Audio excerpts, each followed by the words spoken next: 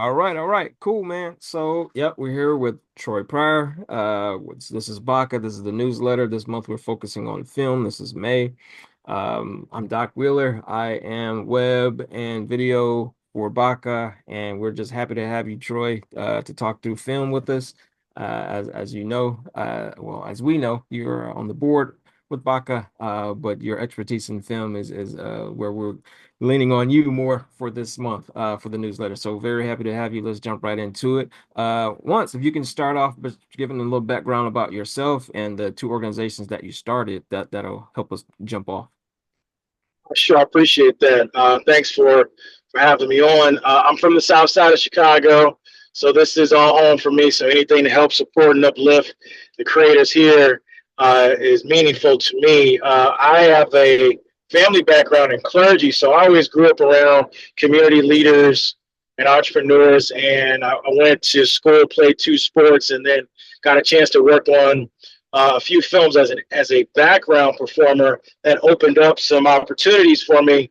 When I came back to Chicago, I started my career as a talent in voiceover first. So once I started that, that led to other opportunities, theater, TV, film, and eventually I remember memorizing all of the union contracts to protect myself as a talent and not realizing I was retaining that information. And one day I would get requested on set to help with reading a contract.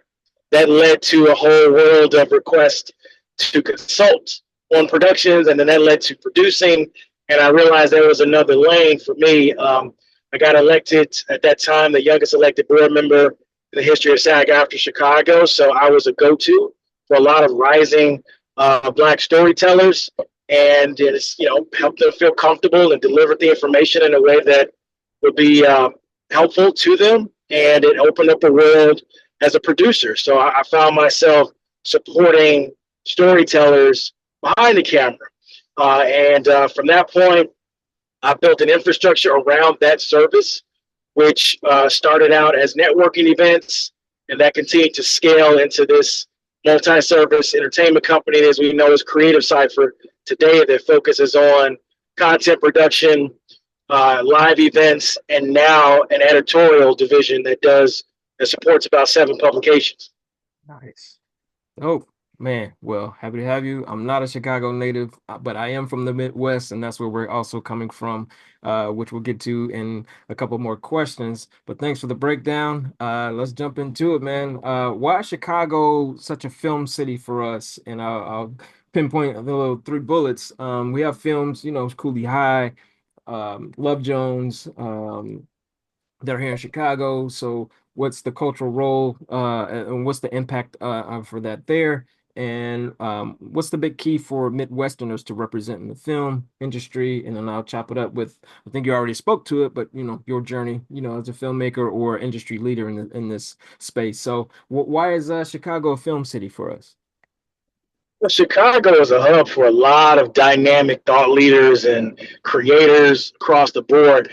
It's always it's funny. You travel, you meet folks, and or you see a project or someone's doing something amazing, and you find out they're from Chicago. There are several destination festivals I would frequent, and at certain events, you start to talk to folks, and you start to hear vernacular or certain things that are referred to, and you ask the question, where are you from? Like, I'm from Chicago. I moved 15 years ago. I moved 10 years ago. So Chicago has always had amazing talent. It's always been an incubator for amazing talent and thought leaders. And Chicago has exported talent for a long time. So this is why you'll see talent all over the map coming from Chicago. And in a lot of those other places that we would consider Hollywood film hubs are also full of transplants anyway. Folks that come from all over the world. Chicago was considered like a mid-major because it wasn't the coast, but it's a great place to build. So you're going to find so many amazing theaters and storytellers and artists there that are always looking to expand their horizons. And they may, travel and move in other places, but Chicago is always home. One of the things that stands out to me is that oftentimes when I talk to people that are from Chicago and they're in other places, they always want to come back and reinvest in home. They Gotcha. always bring something home. They always want to bring something back. And it's our duty, our job as creative entrepreneurs and folks that are in Chicago to make it make sense, to create vehicles that are authentic, that can not only retain talent but also attract talent that either migrated away or wants to visit Chicago. So that's one reason, is because Chicago produces so much talent to begin with. Another reason is that you get all 4 seasons here.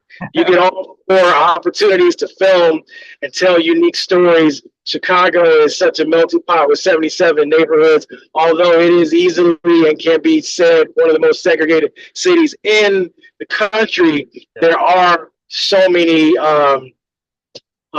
different demographics that are represented in our city, and so it being a big player in the Midwest, it's oftentimes a destination place for folks to come to when they want to film. And from a logistics standpoint, the investment over the past few years into the creative economy with CineSpace Studios and other sound stages and studios has really helped attract major productions to come to Chicago. I forgot what year it was, but I want to say when Chicago Fire renewed after the first season or second season, that you started to see this trend or a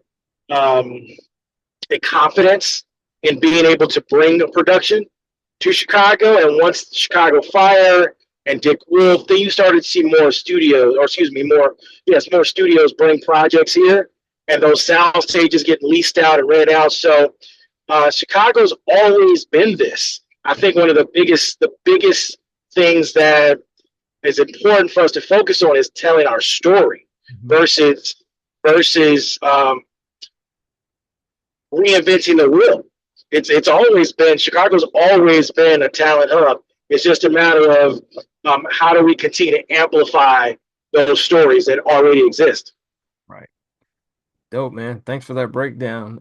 Small caveat for me. Where would some of these studios be regionally in Chicago's north or south side, typically? So the largest studio, which would be CineSpace Studios, is in North Lawndale. So that's on the west side.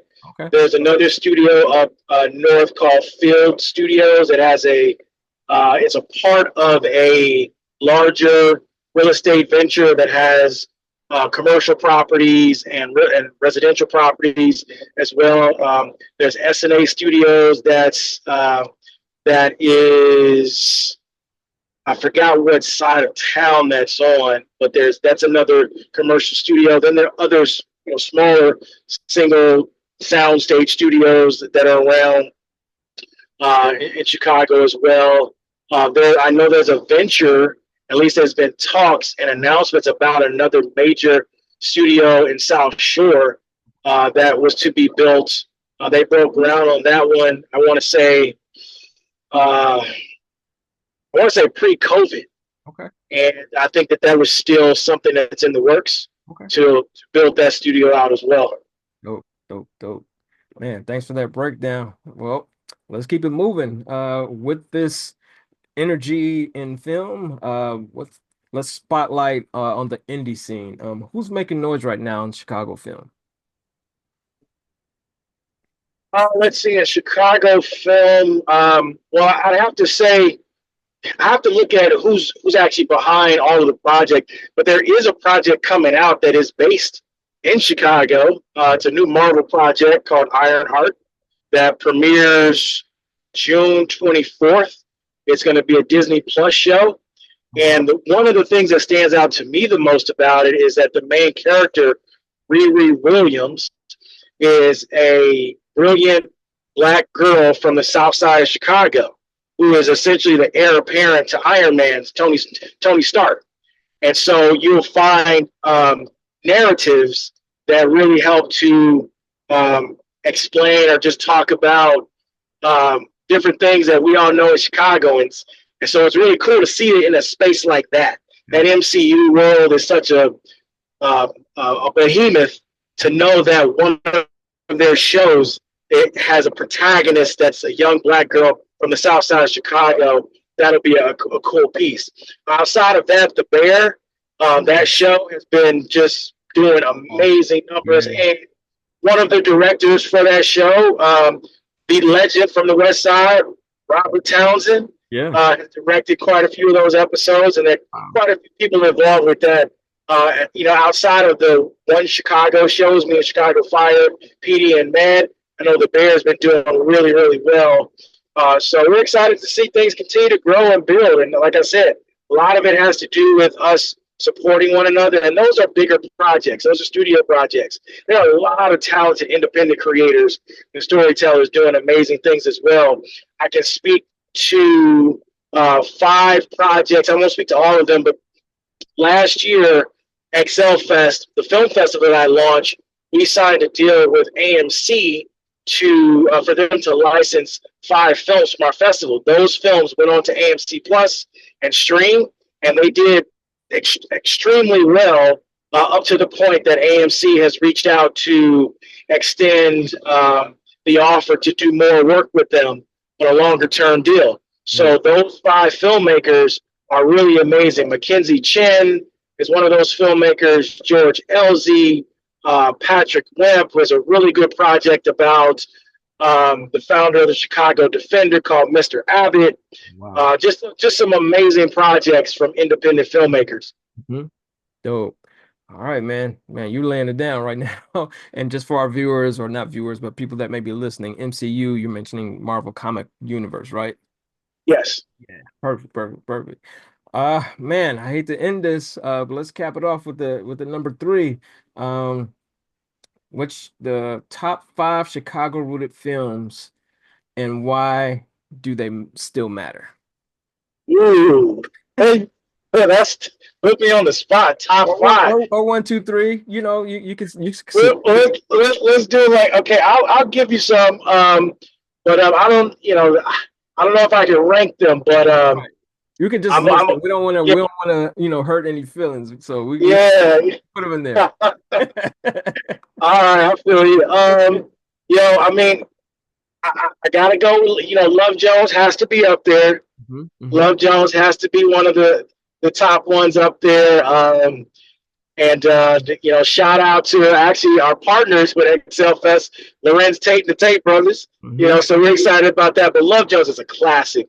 We've got a partnership with Rooftop Cinema Club in Okay. the West Loop, and we do screenings there throughout the summer. And Love Jones is one of the Top rated. one of the projects that's always in rotation. So Love Right. Jones is always up there. Gotta go. You gotta put Cooley High up there as well. Got it. You got to put Cooley High up there. That's a classic. And shout out to the cameo of Jackie Taylor Yeah. herself. And Yes. Yeah. that was a classic project. So that came out before me, but it was in rotation in the Right. house. Right. I got to see Exactly. that project. Soul Food. I would put Soul Food up there. George Tillman, Bob Title. When you look at that project, and you think about the talent and the actors that came out of that project Hmm. and what that film was able to then spawn. I mean, Mm. off into the Soul Food television series. I Wow. don't know. I don't really know of any other film that had that many heavy hitters in it that had their careers continue to blossom after that. Mm. But when you think about that intellectual property, which Yeah. is another conversation, that Hmm. spawned off a successful TV series. I Right. don't know of any other film from Chicago that spawned off that amount of opportunities. Right. Because then you can talk about the cast from the television show Right. that would have had their careers if that film didn't happen first. Yep. So that's got to go on that list. Oh man, classic Chicago. I already know I'm gonna miss something, and Absolutely. somebody's gonna comment and say, "How did you forget so and so?" You could just tell them, "Listen, I was driving, Right. Right. so think about it." So Exactly. try to my head and not my heart. No, we can leave it at three. We won't say top three, but we can leave it at three. I'm sure there are plenty of others, but that's what we want to do. We want to spark the conversation. We want to spark the narrative. We want to spark the exposure because what you've just provided, man, with the three, going from there, that's what we want to do. We want to provide the legacy and the history, the culture, and all like that. So these films, again, I'm not originally from Chicago, but I'm a Midwesterner, so I'm gonna be adopted into the family. But I think that's what BACA is doing right now. So I'll end with that. Where do you see, or why is BACA so important? Black Arts and Culture Alliance. Why is it so important to commemorate, to idolize, to amplify, and to support all, the arts in general? But we're speaking on film right now. Where do you see BACA being an advocate and a just a resource for the film and for our film industry? Well, first of all, when you talk about amplifying, I mean, you have to know your history, and it's important to understand all of the amazing artists, storytellers, creators, thought leaders, community leaders that came way before my time. And so BACA becomes an institution that helps you to retain that information. You know, a lot of times we go through things because we don't know our history and we don't know who's already been there and done that that you could be leaning on and reaching out to. So it's important to have a database and understand that there are folks like a Jackie Taylor. There are folks like a Mo Rami. There are folks that Chuck Smith. I can go down the list. So again, charged in my head and not my heart, but that have fought the good fight and are still doing that. And it's important that we archive that and we continue to learn from those that have been there. Outside of that, going back to how we started this conversation, there are so many talented folks that are just unaware that one another exist in the same space sometimes. Yep. And so that by this being an alliance, Mhm. that is a key word. You know, this is not about reinventing the wheel. I think priority number one has to become understanding who's in the room, who's already here. Yep. Because so oftentimes, so often we miss out on opportunities or don't know the resources are available just because we're not aware. And in some cases, it is systemic, which is why we can't look at it as one thing here, one thing there. We have to look at the entire system, and the alliance provides a vehicle and an institution to look at the big picture to connect those dots. Absolutely. Oh man, I appreciate that. And I think as my mission, as the digital person, to make sure you mentioned that keyword for, well, one of the keywords, archiving, identifying, and things of that nature, is to make sure that it's accessible. So there's a resurgence, that we're here, but like you're saying, identifying, we don't even know that we're here. You can be right next door or right in the vicinity, and we don't know that we're, doing some of the same things or can support each other. So that's why I joined and was asked to be a part of it, because number one, I'm not quote unquote the artist. I'm more of a fan, so I have a different view, more from a support venue, and bringing people like you on and understanding the legacy. You mentioned Pay Moon, you mentioned Chuck, you mentioned all those guys, Jackie, Taylor, all of our legacies and pillars up to now to featuring you, and you taking the baton and doing those things. I just can't wait, as the resurgence kind of uplifts, and what we're doing and providing this information that's easily accessible, that we own. I think that's an important thing too. So man, I just want to give you kudos and virtual flowers, right now, specifically for joining me on this newsletter. I hope it takes off. I think we're going to probably do a 1 or 2 or 3 part series because you just provided so much information, and I can't wait. Just a shameless plug. As you can see on the background, I am hoping everybody reaches out to you, Troy. What information can, from a personal standpoint, where can people find you? Oh, sure. You can go to Mhm. creativecipher.org Okay. to see all the information about our organization. If you wanted to know about the upcoming festival, which is August 14th through the 23rd, it's going to be amazing. We'll primarily be in the Hyde Park area, and then the activity is going to expand. You can go to xlfest.org. That's a collaboration with the Tate Brothers. So we're really excited about that, and hopefully we'll be bringing some more amazing experiences to Black Ensemble as well. Awesome. Awesome. Shameless other thing, and I think you're going to be privy to it. I think you're on the cusp. So I'm going to release some information to you right now that you may not have known, but BACA is also providing a product which is the Black Arts Directory or the Green Book. So similar to like a Green Book of arts and culture. Definitely starting in Chicago. So this is on the cusp of that. And by you just mentioning the festival, we're definitely going to go on there. We're going to be sending out all of your information and providing all this, along this newsletter. But just wanted to expose it and say that your products will be on there as well. So can't wait, man. I really appreciate you. Stay safe. I know you're driving, and I just wanted to say I really appreciate it and thank you for doing this with us. Absolutely. I appreciate you having me. All right, perfect. All right, let me.